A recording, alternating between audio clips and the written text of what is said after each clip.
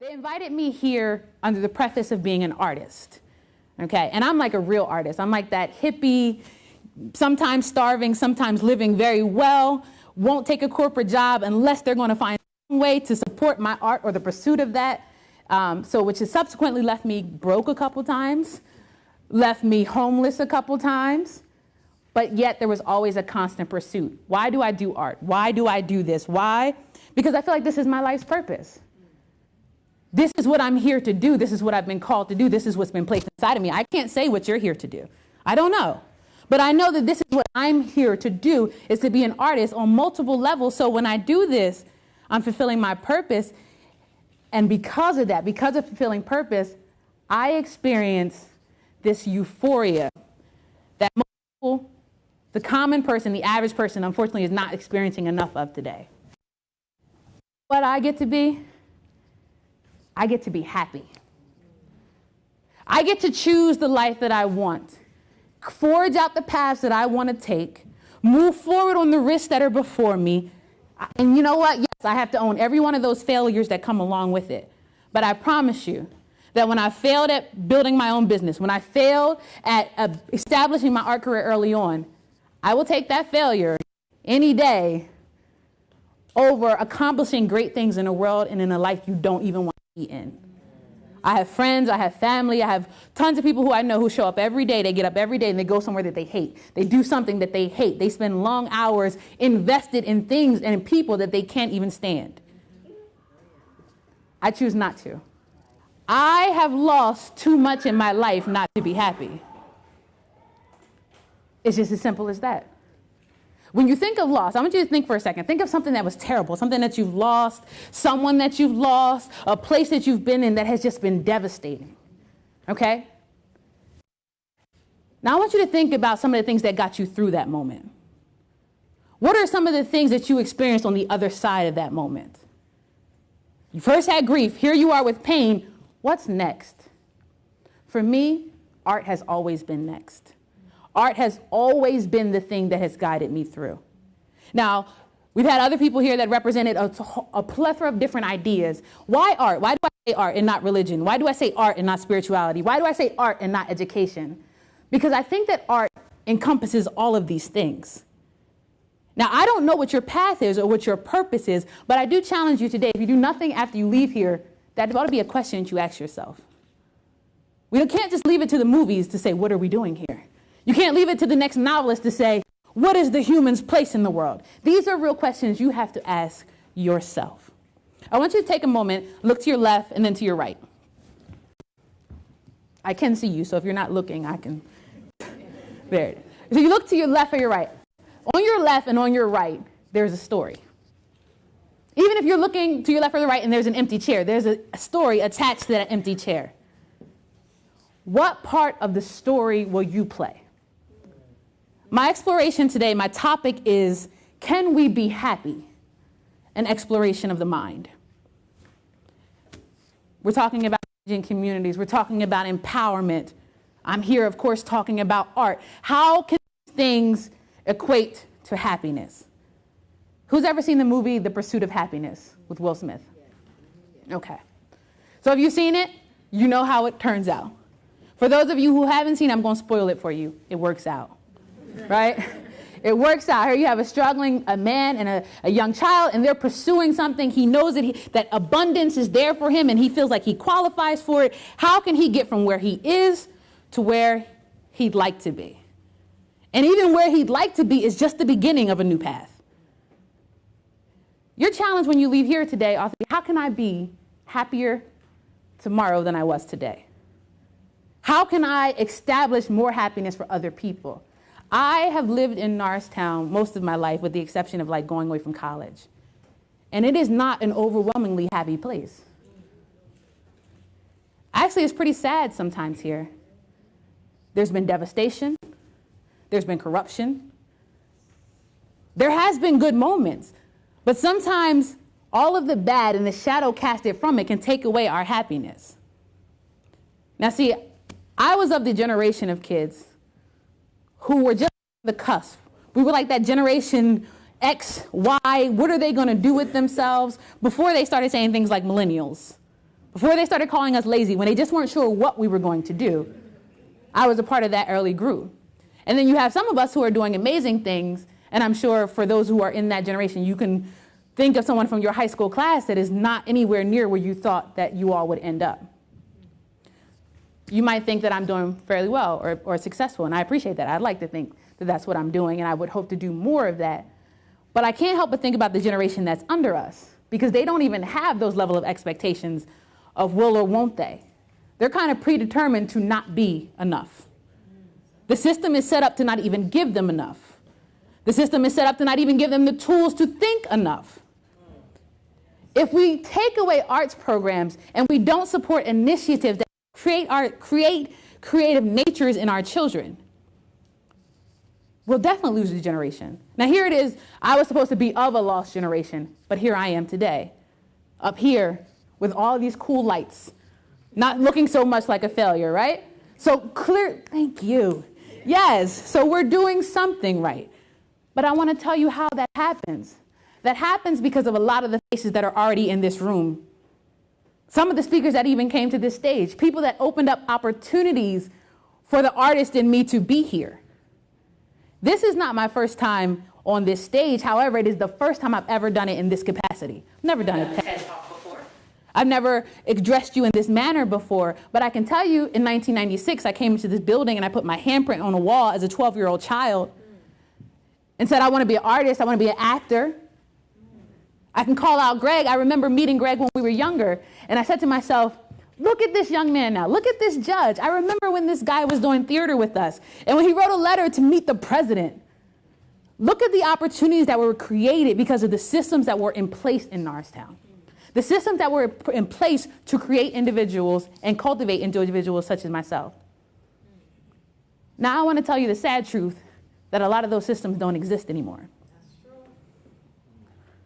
A lot of those same opportunities are not even negotiable for our children now.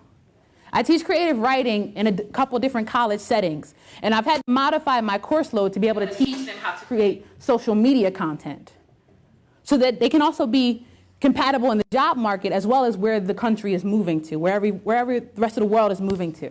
But the sad part is, it's hard enough to get just a 500-word essay, but then when you try to ask these same children, can you give me a 5-word meme? Can you just turn this scene into something? And it's not that they don't feel like they can do it. The biggest problem is, I feel like I won't be able to do it good enough. And because I can't do it good enough, I won't do it at all. Because right now, it's all about being the best.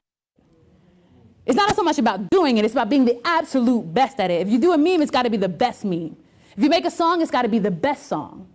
We're not cultivating enough in our society to where people can sit down and enjoy the pleasures of each other, where they can be happy and be content. See, we are in an emerging competition, and no one is winning. We have tons of organizations here in our local community who are doing amazing things, but unfortunately, each group is working in a small block. And all these small blocks are closed off. And I don't know which more powerful, the organization inside the box or the box itself, that's keeping them distant from the other people, the other groups, the other organizations, the other outreaching hands. Art is a transcending work. It can superimpose, it can change, it can cause worlds to collide. In The Pursuit of Happiness, we watched this movie, and in this moment, who remembers when Will Smith was in the bathroom with his son? And they're pretending to play a video game when really there's someone trying to get on the other side. In this moment, it's like you become one with them. You're with them in this bathroom. You're in this moment. You don't want the person knocking to get in either. You want them to make it out safe. But how did that happen? How do we get inside this movie? When did Will Smith's pursuit become our pursuit? I'll tell you how that happened. Art made that happen. Because art took someone else's reality and created it into a picture, and it made it into a motion picture that you can follow along with, and then that picture resonated with you. To resonate is to create a resounding sound. It awakened a familiar sound inside of you for triumph. We're watching Will Smith's pursuit of happiness, and all of a sudden it becomes our pursuit of happiness. Isn't it interesting how those moments can collide like that? But step back, if you will, for a second, And remember, that moment was absolutely scripted. There was cameras in their faces at every angle. As much as we saw of the bathroom, there probably was no additional wall. It's just stage set.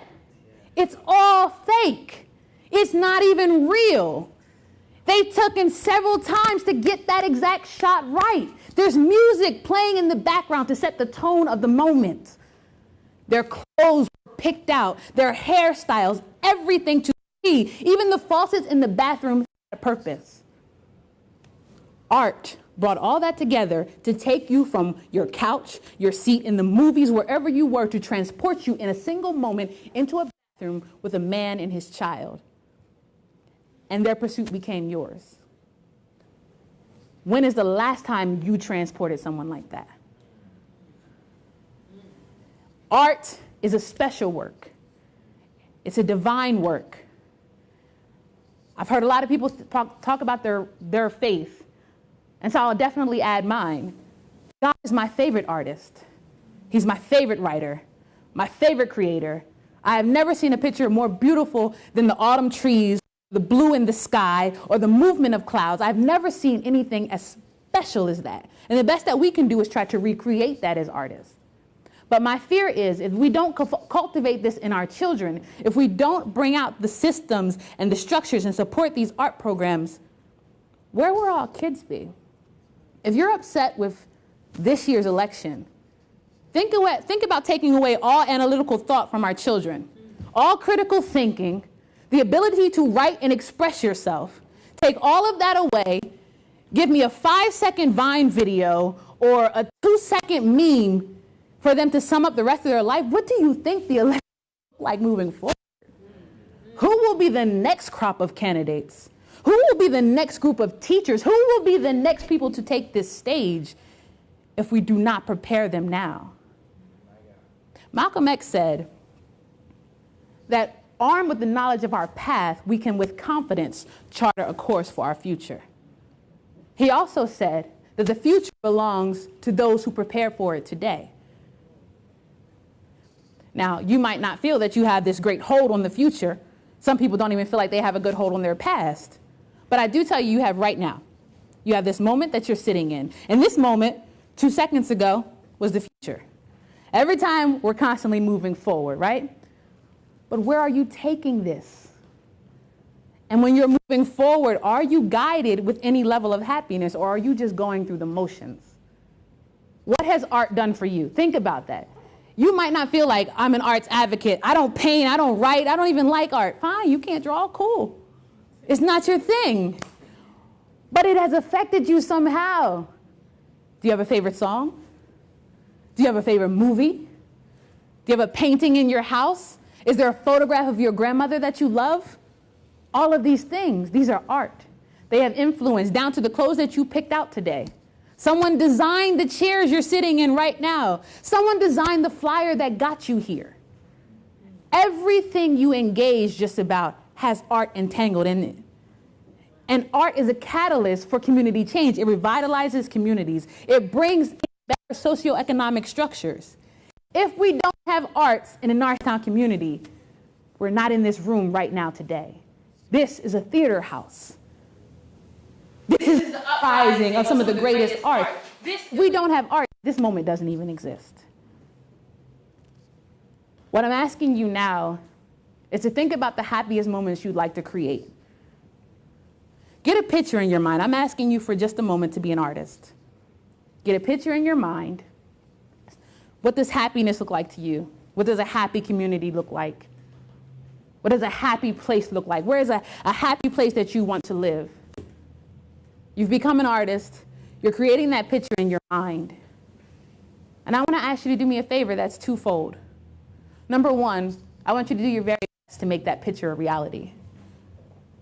Start in the smallest ways. If you saw beautiful flowers in your place, next time you stop out, pick up a bed of roses. Next time you're out, pick up that splash of color. Do whatever you can. Small. Start somewhere. And begin to incorporate art into your life. And then incorporate all the things that you said make you happy. Okay?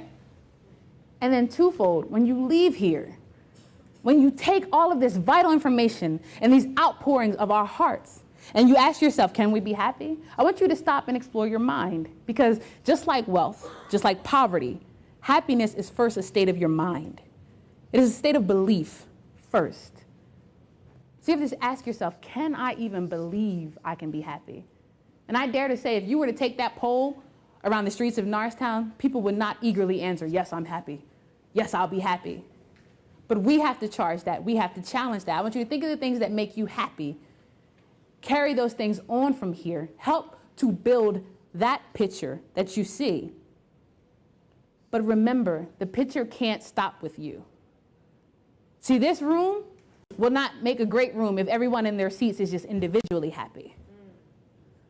What makes for great work, what makes for great success is collective success. How can we make this entire space one where contentment, pleasure, enjoyability can abound here? And if you can feel that, if you can go home and feel like it's not a happy place, if you can go on your job and feel like it's not a happy place, if you can go to your local eatery and feel like it's not a happy place, chances are you're not going to want to return there as often.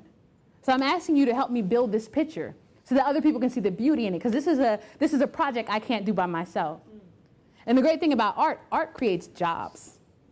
The most exciting jobs you never thought you could have. I never thought I would be teaching a child how to make a meme. Never thought that that would be a thing, right? You have videographers here. You have photographers here. You have all levels of artists here. And if you leave here and you don't further support that work, you don't further push the momentum, you have let your portion of the picture fade out. This is about a much bigger picture. And you all hold a stroke of color. The question is, can we be happy? Truth is, it's up to the people in this room. It's up to the networks that we know, the networks that we have. Can we be happy? I believe you all in this space own a burst of color. So I challenge you in this last thing. When you come up to a situation, when you come up to a verdict, when you come up to a resolution, whatever it is, and it's this final totality thing that says, no, you can't be any more. I want you to tell that thing, I can, because I can be happy. So the next time someone tells you Norristown is not, this community is not, I want you to tell them, yes, it is. Yes, it will be. Because we can be happy. Thank you.